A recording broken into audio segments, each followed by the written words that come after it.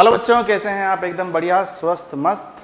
तो उम्मीद करता हूं कि आपका जो रिनीट अभी हुआ है वो काफ़ी अच्छा हुआ होगा। केमिस्ट्री का पेपर मतलब ऐसा नहीं बोल सकते कि पहले से इजी आया है, पहले से थोड़ा सा लेवल बढ़ा दिया गया है ना। और पेपर का जब एनालिसिस मैंने किया तो पता चला कि एक दो चैप्टर्स ऐसे हैं, है ना, जिनको मिक्स करके 3-4 क्वेश्चंस बनाए हुए हैं। और 2-3 एनालिसिस हो रहा है, जैसे कि जो जेई मेंस वाले जो पोर्शन है जो कि नीट में नहीं है ना, लेकिन पढ़ाए जाते हैं क्लासेस में, ठीक है, तो वहाँ से भी क्वेश्चंस पूछे गए। एटॉमिक स्ट्रक्चर का आपने रेडियल नोड वाला क्वेश्चन देखा होगा, ठीक है। और जब केमिकल काइनेटिक्स की हमने बात की तो वहाँ पे भी 1-2 क्वेश्चन ऐसे हैं जो थोड़े से हाई लेवल के पहुँच गए हैं ना, जहाँ बच्चों को थोड़ी सी तकलीफ होती है। हाँ, वो क्वेश्चन जो होते हैं वो सबसे लास्ट में करने के होते हैं, और यदि टाइम नहीं बचता है तो वो उन्हें आपको छोड़ना होता है, ठीक है। तो ये तो हो गई पेपर की ओवरऑल बात। अब एक एक क्वेश्चन को मैं आपको यहाँ पे सोल्व कराता हूँ, ठीक है। जितने सोल्व होंगे उनको मैं सोल्व कराता हूँ, बाकी जो आंसर की है वो आपके सामने यहाँ पे है, ठीक है। चलो जी, पहला क्वेश्चन, क्वेश्चन नंबर 46। चलो जी, बहुत ही सिंपल। PCl5 दिया हुआ है बच्चे। ये PCl5 आपको पता होना चाहिए कि सर 3 क्लोरीन जो होते हैं वो सेम प्लेन में होते हैं, ठीक है, और 2 जो होते हैं वो परपेंडिकुलर होते हैं, ठीक है। तो इसका स्ट्रक्चर कैसा होता है बच्चे? इसका स्ट्रक्चर कुछ ऐसा होगा, इस तरीके से, ये वाला, है ना। और एक क्लोरीन यहाँ पे ऊपर लगेगा और एक क्लोरीन यहाँ पे नीचे लगेगा। तो देखो, ये तो सेम प्लेन में है भाई। यदि ये सेम प्लेन में है तो ये क्या बना रहे हैं? ट्रायंगल बना रहे हैं, ठीक है। और इसको इस तरीके से देखा जाए तो ऊपर एक क्लोरीन ऊपर लगा हुआ है और ऐसा एक क्लोरीन नीचे लगा हुआ है, ठीक है। तो यहाँ से क्या होगा? नीचे से भी एक अपना पिरामिड बनेगा, ऊपर से भी एक पिरामिड बनेगा। यानी सिंपल सा याद होना चाहिए कि सर TBP इसकी शेप होती है ट्राइगोनल बाई पिरामिडल, ठीक है। अब दिक्कत कहाँ पे आती है बच्चे? जैसे ही नेगेटिव साइन को देख लेते हैं ना, वैसे ही उनके पास में दिक्कत आना स्टार्ट हो जाती है कि यार ये एनायन है ना। तो आप मत ही देखो उसको, आप ऑप्शन नंबर डी को देख लो यार, है ना। NiCN4-2 है ना। तो निकल का देखो, निकल का क्या होता है बेटा? 3D6 4s2, ठीक है।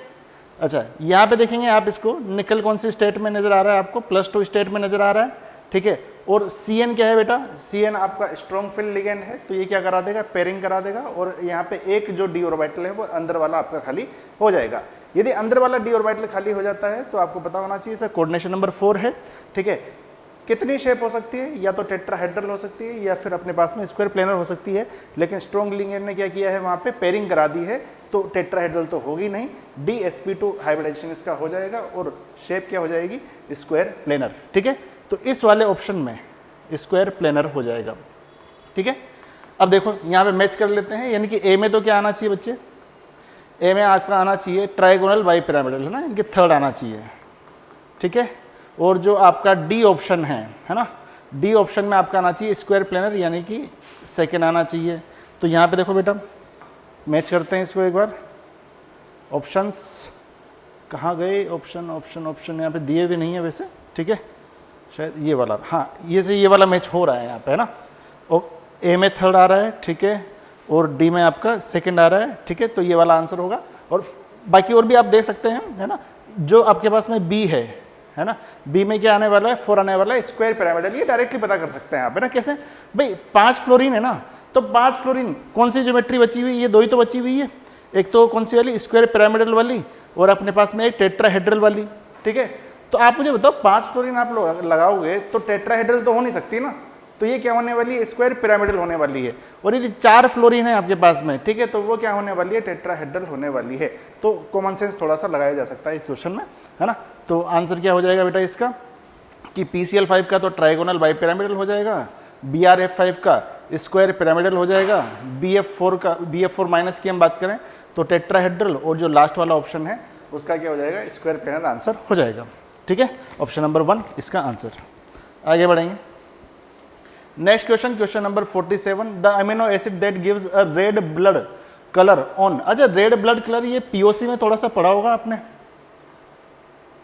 भाई। किसकी वजह से होता है आपको पता होना चाहिए। HCN- आयन होता है ना, किसके साथ में? Fe के साथ में, पता होना चाहिए आपको ये चीज़, ठीक है। और ये भी पता होना चाहिए कि सर यदि ये अपना सल्फर और नाइट्रोजन का कन्फर्मेटरी टेस्ट होता है, यानी कि यदि कोई कंपाउंड इसके साथ में रिएक्ट करके रेड ब्लड कलर दे रहा है ना, तो इसका मतलब उसके अंदर क्या होना चाहिए? सल्फर और नाइट्रोजन दोनों प्रेजेंट होने चाहिए, क्लियर है मेरी बात? ठीक है। अच्छा, यदि मैं यहाँ पे देखता हूँ थियोनाइन, इसमें कार्बन भी होता है, हाइड्रोजन भी होता है, नाइट्रोजन भी होता है, लेकिन इसमें सल्फर प्रेजेंट नहीं होता। ठीक है। अच्छा, सेरीन में इसमें भी कार्बन भी होगा, है ना, नाइट्रोजन भी होगा, ऑक्सीजन भी होगा, लेकिन इसमें सल्फर नहीं होगा बच्चे। ठीक है। ऑप्शन नंबर 4 में भी नहीं होगा। ओनली मिथियोनाइन ऐसा दिया हुआ है जिसमें आपके पास में कार्बन भी होता है, हाइड्रोजन भी होता है, ऑक्सीजन भी होता है, नाइट्रोजन भी होता है और सल्फर भी प्रेजेंट होता है। ठीक है। तो ऑप्शन नंबर जो 2 रहेगा वो इसका करेक्ट आंसर माना जाएगा। ठीक है। काफी बढ़िया। यदि लेवल देखा जाए तो नॉर्मल लेवल है ना। 2 चैप्टर्स को हाँ मिक्स किया है, पीओसी और अपने एमिनो एसिड। हाँ, इससे आप थोड़ा डर जाएंगे। ठीक है। तो 2 चैप्टर को मिक्स मैंने पहले ही बता दिया था, बायोमोलिक्यूल और पीओसी दोनों को मिक्स करके एक क्वेश्चन दे दिया गया है। ठीक है। तो थ्योरेटिकल क्वेश्चन है, वैसे देखा जाए तो थोड़ा सा कॉन्सेप्ट भी लगाया गया है, लेकिन कर सकते हैं, होना चाहिए था। अगला क्वेश्चन, क्वेश्चन नंबर 48। चलो भाई, ऑक्सीडेशन ऑफ पैरा नाइट्रोटोलुइन, ठीक है भाई, with acidic KMnO4 gives an acid that is stronger than benzoic acid. अच्छा, इस क्वेश्चन को थोड़ा सा सोल्व करते हैं, है ना। देखो क्या लिखा हुआ है बेटा, पैरा नाइट्रोटोलुइन। ठीक है भाई, अब इधर देखो, पैरा नाइट्रोटोलुइन कैसा होता है बेटा? सर टोलुइन बनाओ, ठीक है, और इसकी पैरा पोजीशन पे क्या लगा दो, NO2 लगा दो। अच्छा, इसका क्या कराना है भाई मेरे? ऑक्सीडेशन कराना है ना, एसिडिक KMnO4, एसिडिक KMnO4 की प्रेजेंस में हम बात करना चाह रहे हैं यहाँ पे। ठीक है। तो ये तो आपको पता होना चाहिए कि सर ये किस में कन्वर्ट हो जाएगा, CH3COOH, CH3 COOH में कन्वर्ट हो जाएगा, ये COOH में कन्वर्ट हो गया। ठीक है भाई, और ये NO2। अच्छा, NO2 कौन सा ग्रुप है? तो आप बोलेंगे सर -M ग्रुप है। ठीक है, -I भी देता है, यानी कि जब ये अपना H+ दे देगा, ठीक है, यदि अपना H+ दे देगा तो इसके ऊपर क्या चार्ज आएगा? नेगेटिव चार्ज आ जाएगा। ठीक है, और नेगेटिव चार्ज आने का क्या मतलब है कि इस रिंग के साथ में, है ना, ऐसा कोई ग्रुप लगा रहे जो इससे इलेक्ट्रॉन्स को खींच ले, तो बिल्कुल लगा हुआ है। और एक तरफ है आपका बेंजोइक एसिड, ये वाला। बताओ, इन दोनों में यदि मैं कंपेयर करता हूं तो इसमें तो क्या लगा हुआ है? -M लगा हुआ है ना, तो ये तो ज़्यादा बढ़िया माना जाता है। यदि कोई नेगेटिव चार्ज ऊपर है और नीचे कोई -M ग्रुप लगा हुआ है तो सीधा इलेक्ट्रॉन्स खींच लेगा, है ना। लेकिन यहाँ पे ऐसा कुछ लगा हुआ नहीं है। इसका मतलब क्या हो गया कि जो अपना पैरा नाइट्रोटोलुइन के साथ की रिएक्शन जब एसिडिक मीडियम में KMnO4 के साथ में कराई, तो जो बनने वाला जो प्रोडक्ट है वो ज़्यादा एसिडिक होगा, यानी कि इसकी एसिडिक स्ट्रेंथ क्या होने वाली? ज़्यादा होने वाली। किससे? बेंजोइक एसिड से, है ना। तो यहाँ पे देखो क्या दिया हुआ है, oxidation of para nitrotoluene with acidic KMnO4 gives an acid that is stronger than benzoic acid. बिल्कुल सही बात है, कोई दिक्कत वाली बात इसमें नहीं आनी चाहिए। ठीक है, चलो, reduction of para nitrotoluene with SnHCl followed by neutralization gives an amine. बिल्कुल, that is more basic than aniline. इधर देखो भाई, वापस से एक और बात करते हैं यहाँ पे अपन, है ना। अच्छा, वहीं पे बना देता हूँ। ये देखो, रिडक्शन करा रहा हूं मैं पैरा नाइट्रोटोलुइन का, है ना,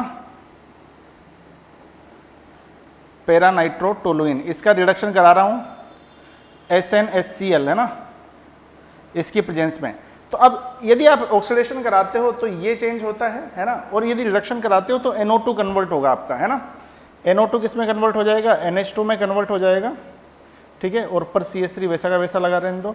अब देखो यहाँ पे ये जो CH3 है भाई मेरे, ये क्या प्रोवाइड कर रहा है? +H दे रहा है और +I भी दे रहा है। ठीक है। अच्छा, यदि मैं एनिलीन बनाता हूं तो एनिलीन तो क्या होगा, है ना, बेंजीन रिंग बना लेना यहाँ पे, मतलब एनिलीन तो कुछ ऐसा होना चाहिए, NH2। ठीक है। अब एनिलीन के लिए क्या चाहिए भाई? कोई भी यदि बेस है तो उसको क्या चाहिए? उसको तो चाहिए कि यार प्लस वाले ग्रुप लगे रहें जो क्या करें, इलेक्ट्रॉन सप्लाई देते रहें। अब देखो, यहां से इलेक्ट्रॉन सप्लाई होगा। अब ये क्या कर रहा है? CH3 इस बेंजीन रिंग को क्या कर रहा है? इलेक्ट्रॉन ट्रांसफर कर रहा है। उससे क्या होगा? इसके पास में भी इलेक्ट्रॉन ज्यादा आएंगे। तो इस वाले केस में तो कोई प्रोवाइडेशन है ही नहीं ना एक्स्ट्रा इलेक्ट्रॉन का, जबकि यहाँ पे एक्स्ट्रा इलेक्ट्रॉन प्रोवाइड हो रहे हैं, तो यानी कि ज्यादा इलेक्ट्रॉन दे रहा है आराम से। ठीक है, और जो ज्यादा इलेक्ट्रॉन देगा वो क्या होगा बेटा? ज्यादा बेस से माना जाएगा। इसका मतलब जो इनकी रिएक्शन से, इस रिडक्शन से बनने वाला जो कंपाउंड है वो क्या होगा? एनिलीन से ज्यादा बेसिक माना जाएगा। तो इसका मतलब सर दोनों बातें ये तो सही आ गई बिल्कुल, यानी कि ऑप्शन नंबर 4 आ जाना चाहिए, है ना। Statement 1 and 2 both are correct. Clear मेरी बात? आगे बढ़ सकते हैं। चलो जी, लेवल क्या था क्वेश्चन का? लेवल देख लेते हैं भाई, है ना। थोड़ा सा कॉन्सेप्चुअल था, है ना, और हाँ, चैप्टर तो एक ही है, कोई दिक्कत वाली बात नहीं है। ऑक्सीडेशन रिडक्शन आपने पढ़ा होगा तो आप कर लेंगे आराम से। चलो जी, क्वेश्चन दिया हुआ है next 49 question, the standard electrode potential E naught for the half cell, ठीक है, Fe+3 electron gives you Fe+2 298 kelvin, ठीक है भाई। चलो अब क्वेश्चन को देखते हैं अपन, है ना। क्वेश्चन को मैं बार बार क्या है इधर उधर करना नहीं पड़े, इसलिए मैं थोड़ा सा इसको इधर से ले लेता हूँ, है ना। लिखा हुआ है मैंने क्वेश्चन, ठीक है। तो देखो क्वेश्चन में क्या है बेटा, पहली रिएक्शन है भाई Fe+3 3 इलेक्ट्रॉन को गेन करेगा और क्या बना लेगा बच्चे, Fe बना लेगा, ठीक है मेरी भाई। यदि मैं यहाँ पे देखता हूँ कि N1 का वैल्यू कितना दिया हुआ है, N1 का वैल्यू 3 दिया हुआ है, ठीक है। यदि आप देखें यहाँ पे E1 नोट का वैल्यू क्वेश्चन में देखा जाएगा, पन्ना पलट के देखो -0.04 दिया हुआ है। अच्छा, नेक्स्ट इक्वेशन जो दी हुई है वो Fe+2 वाली दी हुई है ना। Fe+2 वो क्या कर रहा है बेटा, 2 इलेक्ट्रॉन को गेन कर रहा है और किस में कन्वर्ट हो रहा है, वो Fe में कन्वर्ट हो रहा है। यहाँ पे N2 का वैल्यू देखा जाएगा तो कितना आ रहा है बेटा, 2 आ रहा है। इसके लिए E02 का वैल्यू कितना गिवन है, इसके लिए दिया हुआ है कितना, -0.44, ठीक है। अच्छा, अब जो रिक्वायर्ड है अपने को, है ना, जो रिक्वायर्ड है वो क्या है बेटा, Fe+3, ठीक है, plus electron gives you Fe+2।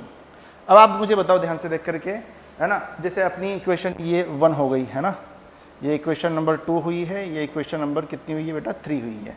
यदि मुझे थर्ड इक्वेशन लानी हो तो मुझे क्या करना पड़ेगा, तो आप बोलेंगे सर थर्ड इक्वेशन लाने के लिए एक काम करो, यहाँ पे 1 में से 2 को माइनस कर दो। यदि मैं 1 में से 2 को माइनस कर देता हूँ तो क्या आपकी थर्ड मिल रही है क्या, चेक करो भाई। 1 में से आप 2 को माइनस करो, ठीक है, तो आप देखेंगे Fe+3, अच्छा माइनस करेंगे तो Fe+2 उधर चला जाएगा, 3 इलेक्ट्रॉन में से 1 इलेक्ट्रॉन खत्म हो जाएगा और Fe से Fe आपका वैसे ही कैंसिल हो जाएगा, ठीक है। तो बिल्कुल ये वाली इक्वेशन आ रही है ना। इसका मतलब क्या हो गया कि पहले वाले का यदि मैं ΔG1 निकालता हूँ, है ना, यदि पहले वाले का यदि मैं ΔG01 निकालता हूँ और इसका ΔG02 निकालता हूँ तो ये किसके बराबर आना चाहिए, ΔG03 के इक्वल आना चाहिए। और ΔG का फॉर्मूला आपको पता होना चाहिए, यहाँ पे क्या होता है भाई, -N1 E1, है ना। भाई अपन क्या करते हैं, F तो वैसे कट जाएगा ना, F को तो मैंने हटा ही दिया है ना, -N2 E2 is equal to -N3 E3 note, ठीक है, ये करना है ना। F मैंने हटा दिया, फेराडे वाला है ना, -NFE होता है, हटा दिया मैंने वो, क्योंकि दोनों तरफ से कट रहा है कॉमन लेकर के। अच्छा, N1 का वैल्यू डाल देंगे आप यहाँ पे 3, तो ये कितना आ जाएगा भाई मेरे, -3, है ना, N2 -0.04 माइनस ऑफ N2 का वैल्यू कितना डालेंगे बेटा, 2 डालेंगे, ठीक है, 2 N2 -0.44 is equal to N3 का वैल्यू कितना डालना पसंद करेंगे बेटा, N3 का वैल्यू आप डालेंगे यहाँ पे N3 यहाँ पे इस वाली जगह पे, है ना। N3 कितना दिया हुआ है, 1 दिया हुआ है, 1, और इसका वैल्यू आपको पता करना है E3 नोट का, ठीक है। अब बस इसको जस्ट कैलकुलेट ही करना है, जैसे आप कैलकुलेट करेंगे आपका आंसर आपके सामने आ जाएगा प्यारा सा, ठीक है। और आंसर इसका आना चाहिए शायद 0.76, है ना, चेक कर लेना एक बार, ऑप्शन नंबर कौन सा नजर आ रहा है, हाँ +0.76, है ना। ईजी सा क्वेश्चन है, कोई इसमें है नहीं, ज़्यादा से ज़्यादा 1 मिनट के अंदर आपका क्वेश्चन हो जाएगा, कैलकुलेशन आती होगी तो, ठीक है। तो क्या है सर, न्यूमेरिकल बेस्ड क्वेश्चन है, ठीक है, इलेक्ट्रोकेमिस्ट्री का आपका ये क्वेश्चन है, ठीक है। लेवल यदि बोला जाए तो सर मॉडरेट लेवल है ना, जिसको थोड़ी सी जानकारी होगी ना गिब्स एनर्जी वगैरह की, वो आराम से कर लेगा क्वेश्चन को। चलो जी, आगे की बात करते हैं। Question number 50, the compound that can not be obtain from the aldol condensation reaction shown the below. I think ये एनसीईआरटी में दिया हुआ है पूरा का पूरा, है ना। यदि एनसीईआरटी को अच्छे से पढ़ लेते ना तो ये क्वेश्चन आराम से कर लेते हैं आप, है ना। जब आप एल्डोल कंडेंसेशन पढ़ेंगे, ठीक है, एल्डिहाइड कीटोन वाले चैप्टर में, ठीक है, तो वहाँ पे ये दिया हुआ है ना, ये कन्फर्म है, ठीक है। ऑप्शन नंबर 4 इसका आंसर होगा। आगे देखते हैं, है ना। अच्छा, यहाँ पे आपको देखना हो ना तो आप वैसे देख लेना कि जो एल्डिहाइड होता है ना, एल्डिहाइड के पास में अल्फा हाइड्रोजन नहीं होते, है ना, लेकिन यदि यहाँ पे देखा जाए तो एसीटोन के पास में होते हैं। अच्छा, इसका डायग्राम दिया हुआ नहीं है, डायग्राम कुछ इस तरीके से है ना, चेक कर लो इसको एक बार, ठीक है। आगे देखो, अच्छा अगला वाला, ये काफ़ी बढ़िया क्वेश्चन मैं बोल सकता हूँ, है ना। इलेक्ट्रोकेमिस्ट्री में मतलब 2 से 3 क्वेश्चन पूछे हुए हैं इलेक्ट्रोकेमिस्ट्री के, है ना, उनमें से एक बढ़िया क्वेश्चन ये भी माना जा सकता है, ठीक है। अच्छा, इसमें आपको क्या याद रखना है, जो डेबे-हकल रूल है ना, डेबे-हकल इक्वेशन जो दी हुई है वो आपको पता होनी चाहिए, वो यदि पता नहीं है तो वो आप नहीं कर पाएंगे क्वेश्चन को, ठीक है। चलो जी, तो बढ़ते हैं आगे। तो इसमें क्या करना है भाई क्वेश्चन में? अच्छा, वैसे लिखा हुआ है सॉल्यूशन, देख सकते हैं आप यहाँ पे, है ना। ये इक्वेशन आपको पता होनी चाहिए। डेल एम का वैल्यू, लेमडा एम का वैल्यू कितना दिया हुआ है? 145 दिया हुआ है, ये आपको पता करना है, ठीक है। ए का वैल्यू कितना दिया हुआ है? 90 दिया हुआ है, और सी का वैल्यू 0.01 दिया हुआ है, ठीक है। यहाँ से आप क्या करेंगे बेटा, है ना, लेमडा नॉट एम का वैल्यू निकाल लेंगे, है ना। लेमडा नॉट एन का वैल्यू निकलते ही जैसे ये 154 आता है, तो आपको यहाँ पे लगाना है क्या? कोल्डाउस लॉ। कोल्डाउस लॉ क्या बोलता है कि यार जैसे मान लो एक्स वाई कोई है ना, तो वो क्या हो जाता है? एक्स प्लस और यहाँ पे ये वाई माइनस, है ना। अच्छा, ये आपने निकाल लिया, ये आपको क्वेश्चन में गिवन है। देखो भाई, ये क्वेश्चन में गिवन है 74, और आपको क्या निकालना है? एनाइन की कंसंट्रेशन मोलारिटी निकालनी है। क्लियर है मेरी बात, है ना। तो ये आप आराम से निकाल सकते हैं। 80 इसका आंसर आएगा, सिंपल सा क्वेश्चन है। चलो, गिवन बिलो 2 स्टेटमेंट, ठीक है भाई। एक को अस्टेशन बोल दिया, एक को क्या बोल दिया? रीजन बोल दिया, ठीक है ना। अस्टेशन रीजन का क्वेश्चन। अच्छा, पिछला जो पेपर था ना, जो कैंसिल हो गया था, है ना, उसमें स्टेटमेंट और रीजन वाले क्वेश्चन स्टेटमेंट बेस्ड काफ़ी कम थे, है ना। अस्टेशन रीजन वाले भी क्वेश्चन नहीं थे, है ना। लेकिन इस बार भर भर के दिए हैं, है ना। और जब भी अस्टेशन रीजन या फिर स्टेटमेंट इस तरह के क्वेश्चन आते हैं ना, तो यूँ मान के चलिए कि थोड़ा सा लेवल बढ़ा दिया गया है ना। तो ये तो अपन पहले ही बात कर चुके हैं। अच्छा, क्वेश्चन में देखेंगे भाई, अस्टेशन दिया हुआ है, the first ionization enthalpy of oxygen is lower than that of nitrogen and fluorine. अच्छा, नाइट्रोजन का जब आप इलेक्ट्रॉनिक कॉन्फ़िगरेशन लिखोगे ना, तो वहाँ पे आप देखोगे कि एग्जैक्टली हाफ फिल्ड ऑर्बिटल आता है ना। तो इसका मतलब सर सबसे ज़्यादा होनी चाहिए, बिल्कुल सही बात है ना। अच्छा, फ्लोरीन का साइज जो होता है ऑक्सीजन के कंपेयर में देखो छोटा होता है। यदि फ्लोरीन का साइज छोटा है तो जो न्यूक्लियर चार्ज रहेगा उसको बिल्कुल पकड़ के रखेगा, सही बात है। तो क्या इलेक्ट्रॉन आसानी से निकल पाएगा? नहीं निकल पाएगा। तो इसका मतलब सिंपल सी बात है कि सर ऑक्सीजन का तो इन दोनों से छोटा होगा ही होगा, बिल्कुल सही बात है। The loss of an electron from oxygen leads to stable half filled p orbital, बिल्कुल सही बात है, करेक्ट एक्सप्लेनेशन भी है। यदि इसके अंदर से अपन एक इलेक्ट्रॉन निकाल लेते हैं, ठीक है, तो जो इसका पी ऑर्बिटल होगा वो क्या हो जाएगा? स्टेबल हो जाएगा, है ना।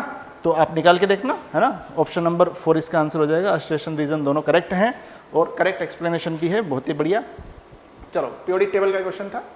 अच्छा, according to the crystal field theory correct order. अच्छा, ये यार ये तो बहुत ही ईजी है ना। स्पेक्ट्रोकेमिकल सीरीज हमेशा क्लास में बताता रहता हूँ, याद करना पड़ेगा, है ना। स्पेक्ट्रोकेमिकल सीरीज, है ना, कोऑर्डिनेशन कंपाउंड का अच्छा सा बढ़िया सा क्वेश्चन, ठीक है। थ्योरेटिकल क्वेश्चन है, बहुत ही इजी है, ठीक है। कोऑर्डिनेशन कंपाउंड का है, होना चाहिए था क्वेश्चन, है ना। इतना मतलब वो नहीं है, है ना। तो इसमें तो आपको पता होना चाहिए ये सबसे ज़्यादा किसकी होती है? सबसे ज़्यादा किसका होगा भैया? CO का ऑर्डर होता है, फिर उसके बाद में NH3 आता है, और H2O भी दिया हुआ है, और Cl माइनस सबसे लास्ट में, है ना। तो ऑप्शन नंबर 4 थ्योरेटिकल है, सीधा कर सकते हैं। आगे देखेंगे भाई। अच्छा, गिवन बिलो 2 स्टेटमेंट, ठीक है भाई। अच्छा, OX ऑक्सलेट है ये, है ना, याद होना चाहिए। अच्छा, इसको बोला हुआ है कि ये कायरल है क्या? अब आप देखो, मुझे एक बात बताओ, Fe है, ऑक्सलेट की हम बात करें तो ऑक्सलेट में क्या होता है? तो आप बोलेंगे सर ये बाइडेंटेट होता है क्या? बताओ, ऑक्सलेट बाइडेंटेट होगा? अच्छा, यहाँ पे क्या होता है, जैसे ही ये इसके साथ में कोऑर्डिनेट बॉन्ड बनाएगा ना, ठीक है। अच्छा, बाइडेंटेट तो होता ही है, लेकिन एक और बात आपको पता होनी चाहिए कि सर ये असिमेट्रिकल होता है, ठीक है। यानी कि ये इसके साथ में क्या होगा? असिमेट्रिकल हो जाएगा, ठीक है। और कायरल होने के लिए असिमेट्रिसिटी ही जो होती है वो जिम्मेदार होती है, ठीक है। तो यहाँ पे जो इसका स्ट्रक्चर आने वाला है वो क्या आने वाला है बेटा? असिमेट्रिकल आने वाला है, ठीक है। तो यहाँ पे बिल्कुल कायरल होगा ही होगा। लेकिन यदि हम इसकी बात करें ट्रांस के बारे में, है ना, ट्रांस या trans chromium H2O whole twice OX2, ठीक है, यहाँ पे एक्चुअली सिमेट्रिसिटी आपको नजर आएगी, है ना। तो ये तो कायरल नहीं होना चाहिए, है ना। तो पहला वाला तो सही बात है, सेकंड वाली गलत बात मुझे लग रही है थोड़ी सी, है ना। तो ऑप्शन नंबर 2 इसका आंसर हो जाएगा, ठीक है। आगे बढ़ते हैं। फॉर द फॉलोइंग रिएक्शन, ठीक है, sequence choose the correct option. Okay, तो ये तो शायद NCERT की सीधी सीधी रिएक्शन है यार। हाँ, चलो देखते हैं। बेंजीन की रिएक्शन करा रहे हैं हम किसके साथ में? CH3COCl के साथ में, है ना। और आई थिंक ये रिएक्शन दी हुई होनी चाहिए, बाद में नहीं दी हुई है, ठीक है। एक मिनट, क्वेश्चन नंबर 55 है ना, इसकी मैं रिएक्शन देख लेता हूँ सही दी हुई है नहीं है, चेक करते हैं एक बार। 55 ठीक है चलो। फ्रीडेल क्राफ्ट, अच्छा AlCl3 दिख गया ना यार, हाँ तो ये तो फ्रीडेल क्राफ्ट रिएक्शन हो गई ना अपनी, ठीक है। बेंजीन की रिएक्शन CH3COCl के साथ में हम करा रहे हैं और क्या मिल रहा है अपने को, P और Q मिल रहा है, ठीक है। और P की रिएक्शन कराई जा रही है वापस से किसके साथ में, NaOCl के साथ में। तो बनने वाला जो कंपाउंड है वो आपको यहाँ पे गेस करने ऑप्शन दिए हुए हैं बहुत सारे, देखते हैं भाई। स्टेप 1 फ्रीडेल क्राफ्ट एसाइलेशन है, बिल्कुल बता चुके हैं, ठीक है। इससे क्या बनता है, एसिटोफिनॉन बनता है, ठीक है। अच्छा स्टेप 2 में NaOCl हेलोफॉर्म रिएक्शन दे रहा है एसिटोफिनॉन के साथ में, ठीक है। और सोडियम बेंजोएट यहाँ पे बनता है और क्लोरोफॉर्म यहाँ पे बनता है, ठीक है। तो ये तो देख ही सकते हो आप यार, है ना। क्लोरोफॉर्म यदि बन रहा है तो एयर की प्रेजेंस में पॉइजनस गैस देने वाला है, ठीक है। If P gives carboxylic acid on acidification, Q gives a poisonous gas on exposure to air and light. Option number 2 इसका आंसर रहेगा। आगे बढ़ते हैं। Next, for an elementary chemical reaction RNA plot of ln-K। ये थोड़ा सा गुड़ question है ना, केमिकल काइनेटिक्स का बढ़िया क्वेश्चन है। इसका ग्राफ भी दिया होना चाहिए यहाँ पे, इसका ग्राफ शायद दिया हुआ नहीं है ना, लेकिन इसका जब आप ग्राफ देखोगे ना तो ग्राफ इस तरीके से दिया हुआ है कि वहाँ पे ये ग्राफ है ना, यहाँ पे क्या है ln-K है और यहाँ पे 1/T है और यहाँ पे जो कट लग रहा है ना वो 6 पे लग रहा है, ठीक है। यानी कि जो इंटरसेप्ट है ना वो कितना आपके पास में 6 है ना। ये C का मतलब ये इंटरसेप्ट है ये, ठीक है। अच्छा RNA इक्वेशन आपको पता होनी चाहिए। ln-K इज इक्वल टू क्या हो जाएगा बेटा, यहाँ पे बताओ मुझे, हाँ ln-A minus EA upon RT, ठीक है। अच्छा इसको देखो आप, ये क्या है अपना y दिया हुआ ln-K और 1/T, ये क्या है x है, तो ये क्या हो जाएगा m हो जाएगा और ये क्या हो जाएगा बेटा c हो जाएगा, है ना। यानी कि ln-A का जो वैल्यू है वो कितना गिवन है आपका, 6 गिवन है। तो E का वैल्यू कितना हो जाएगा, सॉरी A का वैल्यू कितना हो जाएगा, e⁻6 हो जाएगा। अब आप क्या करेंगे, इस वाले ये वाला जो आपका रिलेशन है ना, इसमें वापस से क्या करोगे कि A की वैल्यू यहाँ पे डाल सकते हो, ऐसे है ना, कोई दिक्कत वाली बात नहीं है, तो कर सकते हो। आई क्या बोला हुआ उसने कि एक्टिवेशन एनर्जी EA का वैल्यू आपको गिवन है 6.64, R का वैल्यू आपको गिवन है और आपको वो टेम्परेचर बताना है eight which rate constant becomes E²। जब रेट कांस्टेंट क्या हो जाए आपका E² हो जाए, तो देखो रेट कांस्टेंट क्या करना है आपको, E² करना है, यानी कि ये क्या हो जाएगा बेटा ln-E² is equal to ln-E⁻6, है ना, माइनस EA का वैल्यू जितना भी गिवन है अपॉन R जो भी गिवन रहेगा और टेम्परेचर, ये वाली वैल्यू आपको निकालनी है। क्लियर। अच्छा इसको सोल्व कर सकते हो आप आराम से, है ना, इसको सोल्व कर लेना और यहाँ पे क्या करना है आपको, EA का वैल्यू डालना है और R का वैल्यू डालना है, टेम्परेचर आराम से निकल के आएगा, डोंट वरी, ठीक है। तो इसका आंसर आ जाएगा यहाँ पे कितना टेम्परेचर आएगा इसका 200 केल्विन के आसपास इसका आंसर आना चाहिए, ठीक है। ये तो अब कैलकुलेशन है ना, इसमें कुछ कर नहीं सकते। अच्छा ये क्या है ln-E, इसको क्या लिखोगे आप, इसको आप 2 ही तो लिखोगे, इसको क्या लिखोगे आप 6 ही तो लिखोगे। कितना आ रहा है, 2 - 6 आ रहा है, सोल्व करना ही पड़ेगा लगता है ना। 2 - 6 is equal to EA upon RT, और शायद ये माइनस में होगा, है ना, हाँ बिल्कुल माइनस में दिया हुआ है। अच्छा इसको देखो ये कितना आएगा, -4 आएगा, माइनस EA अपॉन RT, ठीक है। माइनस से माइनस कैंसिल हुआ, इसका मतलब टेम्परेचर इज इक्वल टू कितना आ जाएगा बेटा यहाँ पे 4 × R की वैल्यू 8.3 अपॉन EA कितना दिया हुआ है यहाँ पे 1.86, सॉरी 6.64 कैलकुलेट कर लेना, ठीक है, आंसर आपके सामने आ जाएगा। क्लियर। चलो आगे देखेंगे। Next question, arrange the following compound in the increasing order of their polarity है। अच्छा पोलैरिटी में आपको सिंपल सा कॉन्सेप्ट पता होना चाहिए। वैसे तो पोलैरिटी में क्या पता होना चाहिए कि सर यदि हम बात करें यहाँ पे, तो देखो पहला वाला ऑप्शन क्या दिया हुआ है आपके सामने, ये वाला। अच्छा लास्ट वाले में देखो आपको एक चीज़ नज़र आ रही होगी, COOH, यानी कि COOH आपको नज़र आ रहा है। COOH का स्ट्रक्चर कैसा होता है बेटा, ऐसा ही होने वाला है। अच्छा यानी कि इस वाले ग्रुप में आपको OH भी नज़र आ रहा है और आपको कार्बन ऑक्सीजन भी नज़र आ रहा है ना, कार्बोनिल ग्रुप भी आपको यहाँ पे नज़र आ रहा है, ठीक है, जो कि पोलैरिटी के लिए काफ़ी अच्छे जिम्मेदार होते हैं।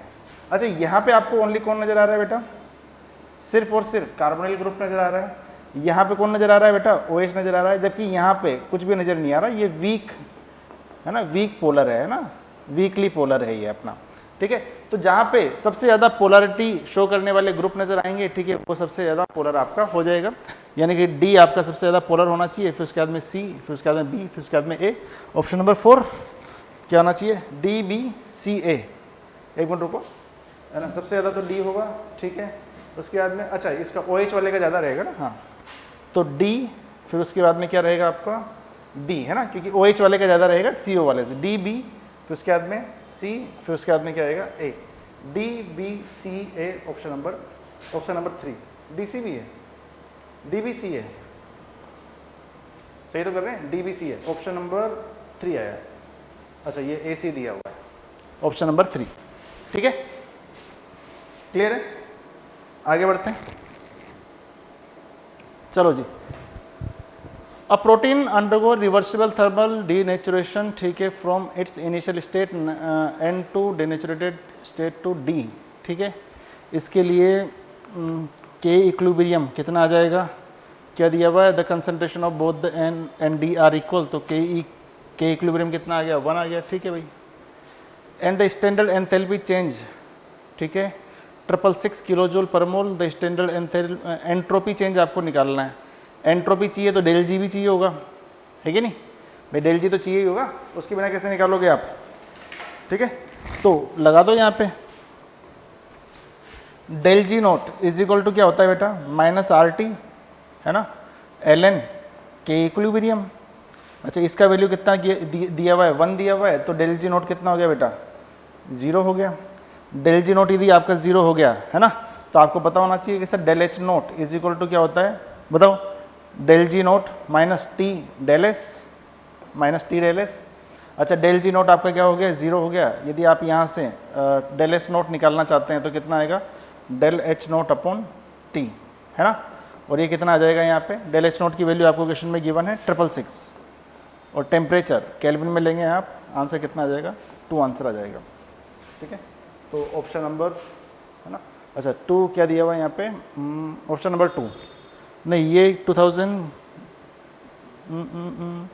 अच्छा अपन ने किलो जूल में कन्वर्ट नहीं किया, ओके ओके ओके, ये किलो जूल में दिया हुआ है भैया ना, तो 2000 करना है ना, 666 किलो जूल पर मोल है, ठीक है। तो थोड़ा सा देख लेना भाई यहाँ पे जो अपन ने किया है ना, ये मल्टीप्लाई विथ 1000 भी होना चाहिए ना, किलो बोला हुआ है, तो ये 2000 आंसर आ जाएगा। चलो आगे देखते हैं। Consider the following statement about the solution, ठीक है, an ideal solution this formed by obey Raoult's law throughout the composition range, बिल्कुल सही बात है, ठीक है। Mixture of chloroform and acetone shows deviation from Raoult law, ठीक है, नेगेटिव डेविएशन शो करा रहा है, ठीक है, ओके, बिल्कुल ये भी तो बात तो सही है, नेगेटिव डेविएशन ही शो करता है। Mixture of aniline and phenol shows नहीं, पॉजिटिव नहीं करते यार, ये तो एनिलीन और फिनोल है ना, ये तो नेगेटिव डेविएशन करना चाहिए, हाँ ये नहीं होगा, है ना, तो ये वाला तो गलत होगा। थ्योरेटिकल क्वेश्चन है, सॉल्यूशन कोलिगेटिव प्रॉपर्टी आपने पढ़ा होगा, ठीक है। तो ऑप्शन ए और बी ये सही होने चाहिए, ए और बी, ऑप्शन नंबर 4। आगे बढ़ेंगे। अच्छा, heating NaCl with concentrated H2SO4 and MnO2 result in oxidation of Mn, नहीं भाई, MnO2 तो जो है ना, MnO2 जो है भाई, MnO2 क्या है अपना यहाँ पे ऑक्सीडाइजिंग एजेंट है, तो वो तो खुद क्या होगा, रिड्यूस होगा ना, वो ऑक्सीडाइज कैसे हो सकता है, ठीक है। तो पहला वाला तो गलत लग रहा है शायद, हाँ पहला वाला तो गलत है भाई, ठीक है। Heating NaI with concentrated H2SO4, बिल्कुल। अच्छा, और यहाँ पे एक और बात है कि ये MnO2 क्या करता है, Cl को Cl2 में चेंज कर देता है, ठीक है। अच्छा, और यहाँ पे जो आयोडीन रहेगी ना, उसको किस में कन्वर्ट कर देगा, ये I2 में कन्वर्ट कर देगा, ऑक्सीडाइजिंग एजेंट का काम करेगा। यहाँ पे ऑक्सीडेशन नंबर कितना है, -1 है, यहाँ पे कितना हो जाएगा, 0 हो जाएगा। ये बात बिल्कुल सही लग रही है ना। ऑप्शन पहला वाला गलत होगा, सेकंड वाला सही होगा, ऑप्शन नंबर 3 आंसर हो जाएगा। चलो आगे बढ़ते हैं। चलो भाई, transbute 2 in upon treatment with Br2 in CCl4 gives a meso compound. Cis-bute 2 in upon treatment with alkaline KMnO4 gives a meso compound. Diagram वगैरह कुछ नहीं दिया हुआ, ठीक है। चलो, तो ये वाली बात तो सही है बिल्कुल, है ना। अच्छा, पहले वाला देखो, ब्रोमिनेशन इज एंटी एडिशन, बिल्कुल सही बात है, ब्रोमिनेशन कराया जा रहा है जो कि एंटी एडिशन रहेगा। On trans alkene yield meso compound, और मीजो कंपाउंड वहाँ से बनने वाला है, ठीक है। अच्छा सेकंड वाले की हम बात करें तो अल्कलाइन KMnO4, ये आपको पता होना चाहिए, कोल्ड अल्कलाइन KMnO4, ये बेयर्स रिएजेंट होता है ना। और बेयर्स रिएजेंट क्या देता है, कौन सा एडिशन होता है इसका सिन एडिशन होता है, दोनों एक ही साइड से लगते हैं, ठीक है ना। तो यहाँ पे क्या होगा, गिव्स अ मीजो कंपाउंड, ठीक है भाई, है ना। तो बातें सही है, दोनों सही रहेंगे, ऑप्शन नंबर 4 आंसर। आगे बढ़ेंगे, नेक्स्ट क्वेश्चन। अच्छा, the highest occupied molecular orbital for any, इसमें करना क्या है, इसमें आपको सीधा सीधा जो मोटी में आपने जो पढ़ा हुआ है ना, इलेक्ट्रॉनिक मोलिकुलर जो कॉन्फ़िगरेशन होता है ना, वो लिखना है आपको, है ना। और उसमें सबसे लास्ट में आप देखोगे ना, लास्ट में सबसे लास्ट में कौन सा भरा गया है, ठीक है, तो आपको नजर आएगा पाई स्टार 2p आपने भरा है, ठीक है। तो ऑप्शन नंबर 20 का आंसर होगा, है ना। सॉरी, पाई स्टार 2p भरेंगे, पाई स्टार 2p भरना चाहिए इसमें, तो आंसर में थोड़ा करेक्शन है, सिग्मा स्टार 2p एक बार चेक करें, सॉरी सिग्मा स्टार 2p भरेंगे, है ना, सिग्मा स्टार 2p भरेंगे यहाँ पे, 2pz, है ना। एक बार लिख के देखना कॉन्फ़िगरेशन, तो ये वाला आंसर रहेगा, ऑप्शन नंबर 3। चलो, द फॉलोइंग कार्बोकेटाइन कहाँ दिया हुआ है, अच्छा यहाँ पे दिया हुआ है, ठीक है। ये कार्बोकेटाइन आपको दिया हुआ है, is stabilized by the interaction of the empty orbital, empty p orbital with, अच्छा स्टेबलाइजेशन इसको कब मिलेगा बताओ मुझे, कार्बोकेटाइन है उसको स्टेबलाइजेशन कब मिलेगा, जब उसको कोई इलेक्ट्रॉन दे रहा होगा बेचारे को, क्योंकि उसके पास तो इलेक्ट्रॉन की कमी है ना, ठीक है। तो क्या होना चाहिए, field sigma and empty p orbital, है ना भाई। इसके पास में क्या है, कार्बोकेटाइन के पास में क्या होता है, यदि कार्बोकेटाइन की हम बात करते हैं तो वैकेंट p ऑर्बिटल होता है इसके पास में, ठीक है। और इसको क्या चाहिए, इलेक्ट्रॉन्स चाहिए बेचारे को, है ना। तो field sigma and empty p orbital, ये होना चाहिए ऑप्शन नंबर 4। आगे बढ़ेंगे, next, the green paramagnetic species found by the heating KMnO4, ठीक है। ग्रीन, डार्क ग्रीन, और किससे बना रहे हैं अपन, ये KMnO4 से, है ना। तो K2MnO4 होना चाहिए, सिंपल सा क्वेश्चन, इसमें क्या देखोगे। आगे देखो, the correct statement is beryllium has 3 valencies, beryllium has 3 valence orbital, ठीक है भाई। तो आपको यहाँ पे करेक्ट स्टेटमेंट बताना है ना ओनली, तो करेक्ट स्टेटमेंट कौन कौन से होंगे, ठीक है। बेरिलियम हैज 3 वैलेंस ऑर्बिटल, आप देख लो सीधा यहाँ पे, boron lack d orbital in its valence shell equal to n equal to 2, ठीक है। It has only 1 2s and 2p, आपको इनका कॉन्फ़िगरेशन लिख के देखना पड़ेगा यार, है ना, मतलब इतना ज़्यादा नहीं है, लेकिन कॉन्फ़िगरेशन तो आपको देखना ही पड़ेगा। क्लियर है, कॉन्फ़िगरेशन देखो एक बार, है ना, उससे थोड़ा सा अंदाजा आपको लग जाएगा। वैसे मैं आपके सामने आंसर भी लिख ही देता हूँ, है ना। 65 में ऑप्शन नंबर जो ए है ये आपका गलत स्टेटमेंट रहेगा, सेकंड वाला भी आपका गलत रहेगा, थर्ड वाला भी आपका गलत रहेगा, फोर्थ वाला बोरॉन हैज मैक्सिमम कोवेलेंसी 4, ये सही होगा, ठीक है ना। तो ये यहाँ पे आंसर हो जाएगा। अब उसके हिसाब से आंसर देख लेना जो भी दिए हुए हैं, ठीक है। अच्छा, नेक्स्ट है क्वेश्चन नंबर 66, है ना। इसमें देखो, the correct statement about the peptide and protein, ठीक है। Only the protein having quaternary structure are biologically active, नहीं ऐसा बिल्कुल जरूरी नहीं है, ठीक है। In beta pleated sheet structure peptide chain are held together by intermolecular hydrogen bond, ये बात बिल्कुल सही है ना। तो ऑप्शन नंबर ये वाला सही आंसर रहेगा। अच्छा, इस वाले में मल्टी करेक्ट तो नहीं है, हाँ एक ही है। आगे देखो अगला वाला। अच्छा, ये काफ़ी बढ़िया क्वेश्चन लगा, है ना।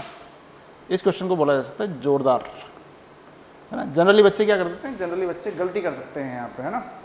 वो सीधा का सीधा फॉर्मूला लगाएंगे, C0 minus CT is equal to KT, है ना। लेकिन वो यहाँ पे इस चीज़ को नहीं देखेंगे कि यार यहाँ पे जो दिया हुआ है ना, ये जो आप इक्वेशन लगाते हो ना बच्चे, ये इसके लिए होती है।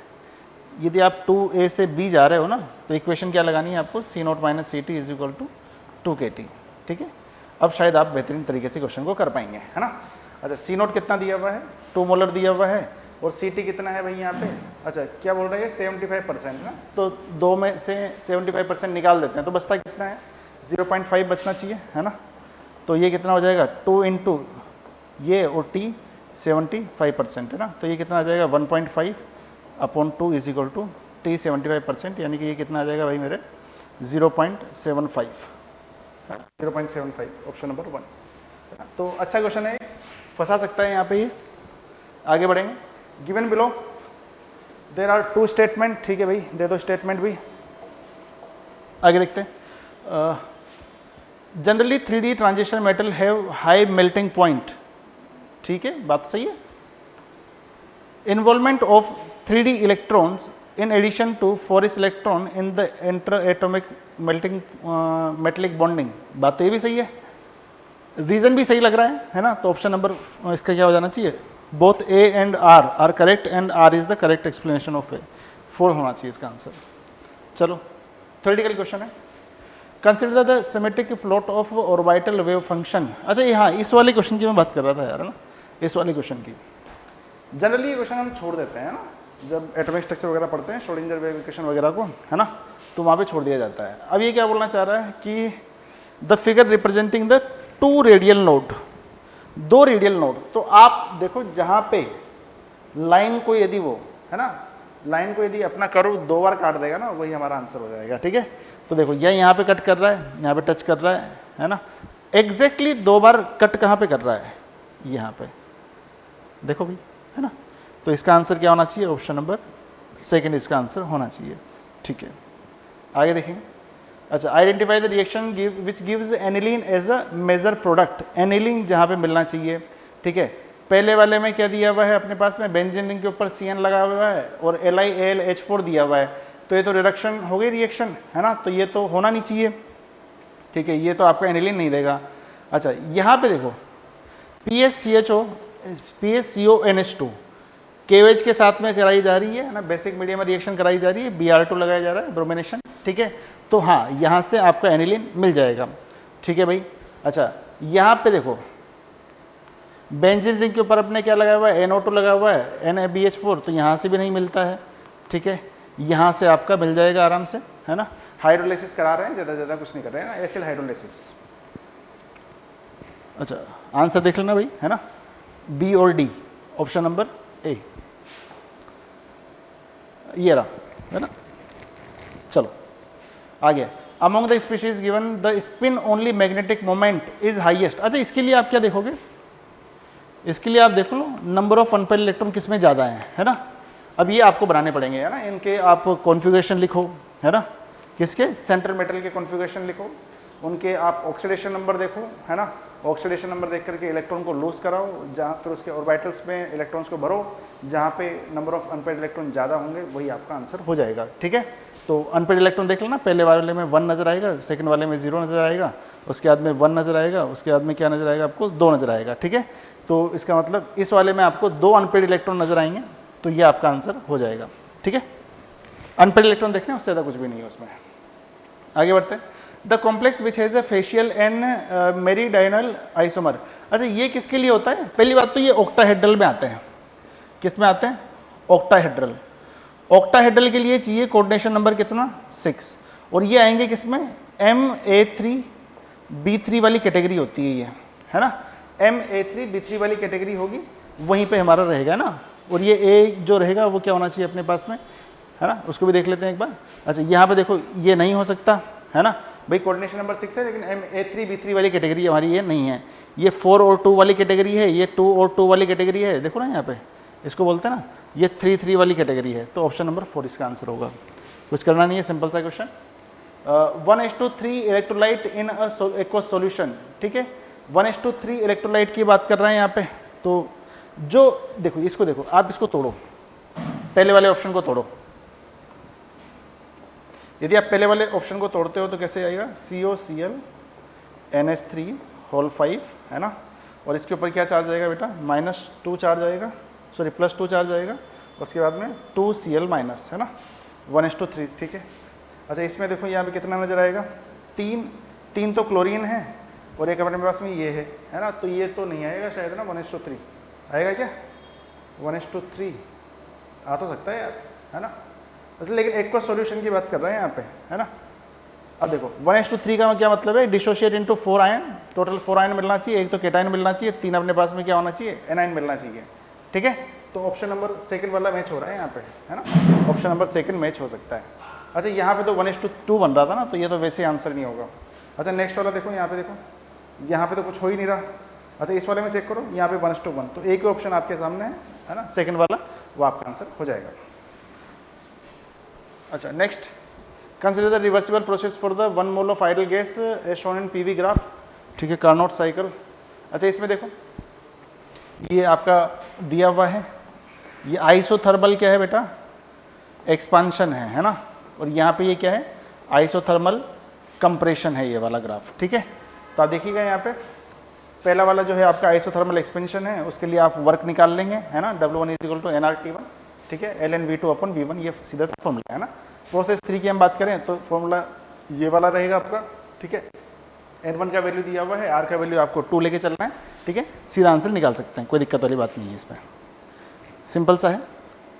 आगे देखेंगे, हाँ, इन एसिडिक मीडियम, अच्छा रेडॉक्स रिएक्शन का क्वेश्चन है, टाइट्रेशन कराई जा रही है, 10 ml 0.25 मोलर ऑक्जेलिक एसिड लिया है, ठीक है, ऑक्जेलिक एसिड आपने लिया हुआ है COOH होल ट्वाइस, और इसकी टाइट्रेशन आप करा रहे हो किसके साथ में, KMnO4 के साथ में, है ना, MnO4-, ठीक है, ओके। अच्छा ऑक्जेलिक एसिड तो किस में कन्वर्ट हो जाता है, CO2 में कन्वर्ट हो जाता है, ये किस में चला जाता है, एसिडिक मीडियम में Mn+2 में चला जाता है, ठीक है। तो यहाँ से क्या वैलेंसी फैक्टर निकाला जा सकता है ना, चाहो तो आप सीधा यहाँ पे लगा दो N1V1 = N2V2, है ना, उससे भी आंसर कर सकते हो। N1 क्या हो जाएगा, molarity multiply with valency factor, है ना, वैलेंसी फैक्टर आपको पता चली जाएगा, यहाँ से इक्वेशन मैंने सीधी लिख दी है, ठीक है, और आंसर इसका आएगा 0.10, ठीक है। अब जल्दी जल्दी कर लेते हैं, टाइम नहीं है ना, मैं आपको बस अब आंसर बता दे हुए चलूँगा, है ना, तो थोड़ा सा गौर कीजिएगा। The lanthanide ion having 4 unpaired electron, अच्छा 4 अनपेयर्ड इलेक्ट्रॉन, इसके लिए क्या करना पड़ेगा आपको, कॉन्फ़िगरेशन इसका लिखना पड़ेगा, इसका लिखना पड़ेगा, इसका लिखना पड़ेगा, और इसका भी लिखना पड़ेगा, ठीक है। अच्छा जब इसका कॉन्फ़िगरेशन लिखोगे ना आप, तो यहाँ पे आपको 4 अनपेयर्ड इलेक्ट्रॉन नजर आएंगे, है ना, ऑप्शन नंबर 3 इसका आंसर रहेगा। चलो आगे बढ़ो, नेक्स्ट दिया हुआ है the correct decreasing order of the oxidation state of the underlined atom, अरे ऑक्सीडेशन स्टेट निकालनी है यहाँ पे, ठीक है, ऑक्सीडेशन स्टेट निकालो, इसकी नाइट्रोजन की कितनी होगी, अंडरलाइन दिया हुआ नहीं है ना, मैं कर देता हूँ अंडरलाइन, ये लो भाई, ठीक है, 5 2 10 10, ये कितना आ गया, 5 आ गया, है ना, इसका देखो यहाँ पे 3 2 6 3 आ गया, इसका देखो सल्फर का निकालो, यहाँ पे कितना आएगा, -2, है ना, H2S है ना, कितना जाएगा, -2, है ना, तो ये यहाँ पे डिक्रीजिंग ऑर्डर दिया हुआ है, ठीक है भाई, है ना, तो ऑप्शन तो यही आंसर होना चाहिए, ऑक्सीडेशन नंबर निकालना है सीधा।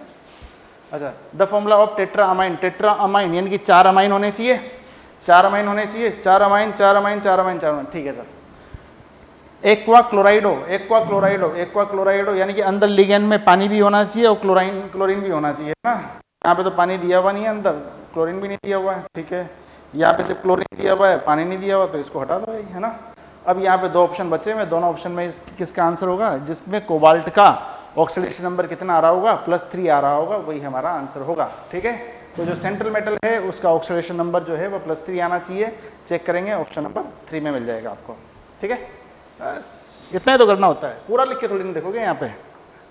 अगला देखो, कंसिडर द इटार्ड रिएक्शन दी हुई है CrO2 Cl2 CH2 के साथ में, ठीक है, कंपाउंड P आपका बन रहा है, ठीक है, क्वेश्चन नंबर 79 है ना, ये थोड़ा सा बढ़िया है ना, इटार्ड रिएक्शन होगी, है ना, और यहाँ पे हाइड्रोलिसिस होगा आपको, ठीक है, और हाइड्रोलिसिस होकर के क्या बनता है, एल्डिहाइड बनता है शायद, है ना, CHO आपका बन जाएगा, क्या बनने वाला है, एल्डिहाइड बनेगा ना, बेंजेल्डिहाइड, क्लियर है ना। अब बेंजेल्डिहाइड को आप किससे यहाँ पे प्रिपेयर कर सकते हैं, किससे नहीं कर सकते हैं, उसको थोड़ा सा देख लीजिएगा, है ना।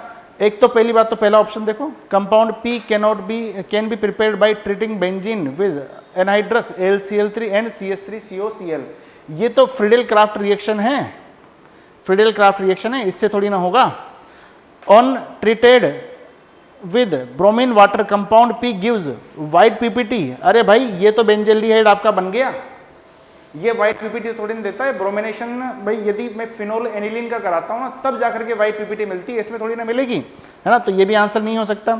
Compound P is obtained by the hydrogenation of benzoyl chloride with PD on, अच्छा ये आ गया आपका, इसे बोलते हैं अपन रोजेनमुंड, याद हो तो, है ना, रोजेनमुंड, है ना, तो इससे तो बनाया जा सकता है ना, ऑप्शन नंबर 3 इसका आंसर हो जाएगा, है ना, ये वाला नहीं होगा, ऑप्शन नंबर 3 आंसर रहेगा। चलो आगे बढ़ते हैं, चलो next question, for an ideal solution found by the mixing of the P and Q, ठीक है यार, डेल H मिक्सिंग 0 होता है, ये भी 0 ही होता है, ठीक है, नो इंट्रैक्शन, पहला वाला तो सही है, no interaction occur between P and Q, नहीं यार इंट्रैक्शन तो होता है, और इंट्रैक्शन ऐसा होता है कि जैसे मान लो 2 सॉल्यूशन को मैं मिला रहा हूँ ना, तो जैसे A B है ना, बी और ए और बी, ये तीनों जो रहेंगे ना, इनके फोर्सेस जो होते हैं इक्वल होते हैं आइडियल सॉल्यूशन में, है ना। तो पहला तो ये रीज़न थोड़ा सा बकवास है ना। तो पहला वाला तो आंसर नहीं हो सकता है, असर्शन करेक्ट होना चाहिए, is not correct, reason is not correct, हाँ, ऑप्शन नंबर सेकंड। आगे देखेंगे, मैच द कॉलम, ठीक है। अच्छा ये तो क्या, ये तो सिंपल सा क्वेश्चन है ना। ऑप्शन नंबर 1 इसका आंसर रहेगा, ए में 4 आएगा, है ना। अब विटामिन देख लेना यार, है ना। ए में क्या आना चाहिए, 4 आना चाहिए, कैरेट्स में मिलेगा आपको, ठीक है। उसके बाद में बी में आपका क्या आना चाहिए, 1 आना चाहिए, है ना। बी में 1 यानी कि यहाँ से मेट, है ना। एक बार मैच कर लेना इसको, है ना। ऑप्शन नंबर 1 इसका आंसर रहेगा। आगे देखेंगे भाई, among the following compound having conjugated double bond. अरे यार, अब जो ये कंपाउंड दिए हुए हैं ना, इनको बना के थोड़ी ना देखोगे आप, हैं, बना के देखना पड़ेगा क्या, देख लो चलो। Hepta 1,4 diene, hepta 1,5 diene, hepta 1,6 diene, hepta 1,3 diene. तो बताओ कॉन्जुगेटेड पाई बॉन्ड कहाँ पे नजर आएंगे, बताओ कितने का गैप होगा। तो आप बोलेंगे सर एक ही कार्बन का गैप होना चाहिए, है ना। तो देखो यहाँ पे कितने का गैप नजर आ रहा है, बहुत ज़्यादा, यहाँ पे भी 2-3 का, यहाँ पे भी 2 का, सबसे ज़्यादा, सबसे कम यहाँ पे, है ना। और ज़्यादा दिक्कत हो तो आप बना के देख लो, कोई दिक्कत नहीं है ना। क्लियर है मेरी बात, है ना। कॉन्जुगेटेड डबल बॉन्ड का मतलब एक छोड़ के, कॉन्जुगेटेड का मतलब एक के बाद एक, है ना, ऐसा वाला समझो, है ना। जैसे मैं बनाऊँ ये वाला, है ना, ऐसा वाला, ये होना चाहिए। तो ये फर्स्ट कार्बन, ये सेकंड कार्बन, ये थर्ड कार्बन, है कि नहीं, है ना। चलो अच्छा, कॉन्जुगेटेड गलत बना दी क्या, ये वाला नहीं, ऐसा वाला, ऐसा वाला, है ना। 1, 2, 3, है ना। तो 1 और 3 पे देखे जाएंगे, ठीक है।